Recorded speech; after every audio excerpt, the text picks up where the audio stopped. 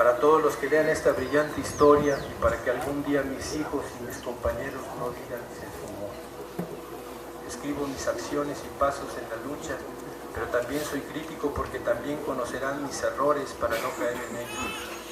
Pero eso no quiere decir que no soy un compañero. Bueno, voy a empezar desde mi vida joven y civil antes.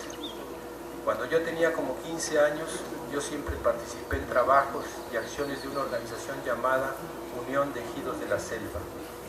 También sabía yo que estaba explotado por el peso de la pobreza que caía sobre mis quemados hombros. Bastaba para darme cuenta de que la explotación aún existía y que de algún día aparecería alguien para levantarnos y mostrarnos el camino, para guiarnos. Bueno, como les dije en el principio, participé en un recorrido que hicimos, un número elegible, de indígenas para tratar de intercambiar ideas de trabajos productivos. Así se llamó ese programa que hicieron nuestros asesores de esa llamada unión en la que nosotros militábamos. Bueno, para mí me sirvió para aprender muchas cosas. En primer lugar, me di cuenta cómo nos trataron de engañarnos esos mentados asesores. Fuimos hasta Oaxaca, a un lugar donde también existen compañeros indígenas como nosotros, que también tienen una organización llamada X, dirigidos por un sacerdote que estaba con ellos, pero también estaban en la misma situación y opresión que nosotros. Bueno, total que recorrimos varias ciudades del país. Fue allí donde me di cuenta cuánta gente mendiga por las calles, sin techo y sin tener que comer. De veras nació en mí que eso debería ser nuestro objetivo, de intercambiar ideas para tratar y ver cómo exigir una vida digna para todos los que vivimos en condiciones de pobreza humillante por culpa de los gobiernos. También me di cuenta de algo que me disgustó y nunca más volví a depender de esos mentirosos y mañosos hombres que aparentan estar con los de abajo. Ellos hacían todos estos movimientos para enriquecerse a costillas de nosotros, los pendejos de esos tiempos que creíamos en esa mañosa y falsa idea. ¿Por qué digo esto? Pues ya verán cómo estaba la cosa. Resulta que ellos promovían programas de gobierno para engañarnos y luego nosotros engañar a nuestra gente de nuestras comunidades. En ese recorrido, el gobierno dio un apoyo de 7 millones de pesos.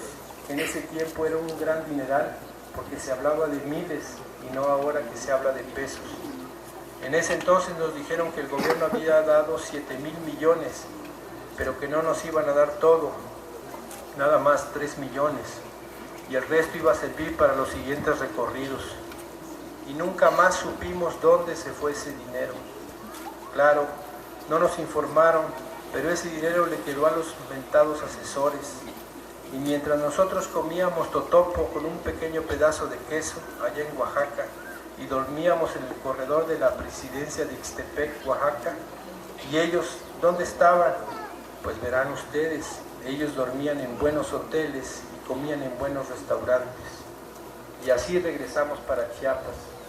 Llegamos en el puerto Arista.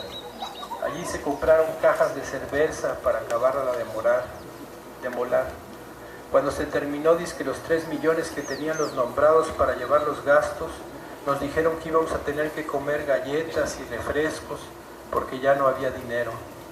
Pero yo sabía que no era cierto, que los representantes en llevar la cuenta nos hacían creer que todo había terminado, pero es que ellos ya habían hecho un acuerdo con esos güeyes asesores. Y yo les dije que se hicieran un recuento para ver si era cierto que se había acabado ese dinero. Pero no se aceptó mi propuesta y lo que pasó es que me dijeron que ahí había terminado el recorrido en motocicleta. Me dieron 40,000 pesos de entonces para regresarme a mi casa, porque ya habían hecho la cuenta que era lo que yo iba a gastar en pasajes hasta Margaritas y luego para la realidad, que ya viera cómo hacerlo. Estuvo cabrón. 40,000 pesos de los viejos que Salinas convirtió hasta hoy en día en 40 pesos nuevos. Y así regresé a mi pueblo todo triste y encabronado a la vez. Fue cuando en el 89 conocí a un verdadero asesor, a un hombre que se hacía pasar como un humilde chambeador vendedor de loros. Él y yo casi éramos amigos, pero a pesar de que ya nos conocíamos, nunca me había dicho quién era y qué era lo que realmente quería y hacía. Muchas veces nos encontramos en el Cerro Quemado, platicábamos y yo veía que llevaba mochila pinta, como le llamamos nosotros, y envueltas llevaba sus herramientas de trabajo. Eso era lo que mi amigo me decía. ¿A cuántas gentes como yo sabían el cuento de mi amigo sin saber la realidad que estaba por verse? ¿Cuántas mentiras decía mi amigo en aquel tiempo? Mentiras para hacer verdad, mentiras para hacer realidad, mentiras verdaderas.